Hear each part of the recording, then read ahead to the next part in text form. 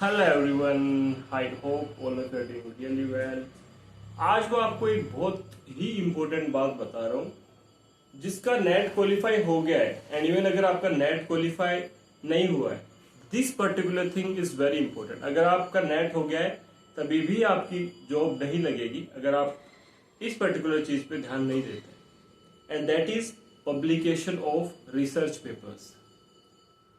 आप पाओगे particularly law के फील्ड में कि जहां भी आपको अच्छी सैलरी मिलेगी ना, for example personally I appear for the interview of army law college Pune.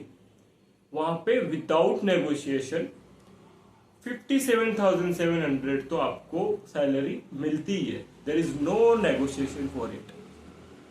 And उसमें सबसे इंपॉर्टेंट वो लोग मेंशन करते हैं publication of at least 2 research papers, publication of at least 2 research papers, और वो भी जो अच्छी नॉन जर्नल्स है जिनका इम्पैक्ट फैक्टर अच्छा है।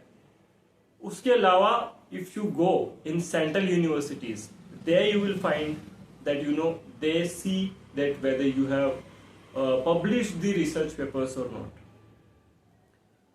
वहां पे when I appeared for the interview of army law college Pune, मेरे अराउंड 3 से 4 रिसर्च पेपर पहले से पब्लिश थे।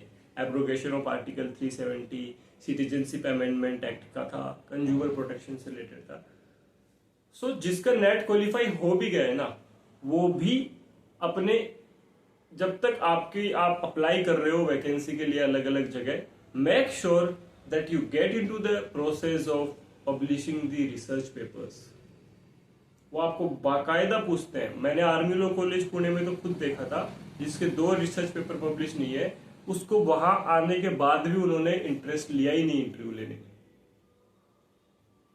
सो बहुत इंपॉर्टेंट है कि आप अपना रिसर्च पेपर पब्लिश करें। As you are going in academics का बहुत स्ट्रॉन्ग पार्ट है। आप अगर पीएचडी करोगे, आज के टाइम पे अगर आप पीएचडी कर रहे हो तो मिनिमम 2 पब्लिकेशन होना जरूरी है, otherwise you can't submit your thesis. Basically आपको पीएचडी अवार्ड होने के लिए 2 आपके रिसर्च पेपर होना मैंडेटरी है। इसलिए आई एम टेलिंग यू कि जिसका भी, बहुत सारे लोगों का नेट क्वालिफाई हुआ है, आप अगर अच्छी यूनिवर्सिटी में अच्छी सैलरी लेना चाहते हो, एनएलयूज के लेवल पे जाना चाहते हो, अच्छी आर्मी लॉ कॉलेज पुणे मान लो, मणिपाल यूनिवर्सिटी जयपुर मान लो, जिंदल ग्लोबल यूनिवर्सिटी मान लो, निम्स मान लो, जहां पे वास्तव में एकेडमिक कल्चर है, वास्तव में एक प्रोफेसर जैसी लाइफ फील होती है, एनएलयूज मान लो टॉप के जो है, जहाँ सैलरी पे ये नहीं है कि ये बोल दिया वे दे दिया, जो आप बोलोगे वो मिलेगा आपको, but you should have the quality, you should have that particular quality of doing, publishing the right research papers, right delivering the right lecture, having a great knowledge, having a amazing hold on your particular subject जो आपको आप पढ़ाओगे वहां पे। इसलिए जितना भी net हो गया अपना टाइम वेस्ट ना करें, कम से कम 1-2 रिसर्च पेपर पब्लिश कर ले, ताकि जब आप वहां जाओ तब आपको उस चीज को आप आंसर कर पाओ। और एक चीज है एलएलएम की थेसिस। आपकी इंटरव्यू में पक्का पूछते हैं कि आपने एलएलएम की थेसिस किस पर्टिकुलर पॉइंट पे, आपका जो एलएलएम में थेसिस का सब्जेक्ट था वो क्या था, और उस पर आपके क्रॉस क्वेश्चनिंग होती है अच्छी खासी। Because the problem is that India में बहुत सारे लोगों का एलएलएम का जो थेसिस का टॉपिक है वो इधर कॉपी पेस्ट होता है, किसी सीनियर से ले लेते हैं और दे देते हैं, और आपकी एलएलएम अवार्ड हो जाती है। पर अगर आप अच्छी कॉलेज में जाओगे तो अच्छी खासी खूब बहुत सारी क्वेश्चनिंग होगी। पर I was appearing for the interview of ILS Pune, वहां पे भी सैलरी बहुत अच्छी है, 60,000 सीधा फ्रेशर को मिलता है। There they question me around 10 minutes on my LLM thesis.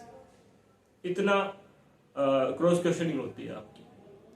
सो 2 चीज अच्छे से कर लेना, अपना रिसर्च पेपर पब्लिकेशन चालू कर दो, और आपके जो भी आज तक आपने रिसर्च पेपर पब्लिश किए हैं या एलएलएम की किस टॉपिक पे थीसिस सबमिट की है, उन चीज़ों को गो थ्रू आउट कर लो, ताकि आपने अगर कॉपी पेस्ट भी करके लिखा है, इतना ध्यान नहीं दिया, तो कम से कम आपको आइडिया रहे कि आपने ऐसे ऐसे काम किया।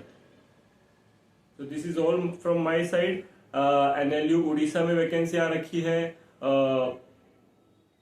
पुणे की 1-2 वैकेंसी के मैंने शॉर्ट्स डाल रखे हैं, यूनिवर्सिटी ऑफ जम्मू का मैं वीडियो बनाऊंगा, पीएचडी का वहां सीट्स आ रखी है अराउंड 20-25 पीएचडी की लॉ सब्जेक्ट में, उसके वीडियोस आप देखते रहना। चैनल को सब्सक्राइब कर लो ताकि आपको टाइमली अपडेट मिलते रहे, और मतलब वीडियोस को उसी टाइम देखने का फायदा है, बिकॉज हर चीज़ की एक डेट होती है कि इसके अंदर आपको अप्लाई करना है.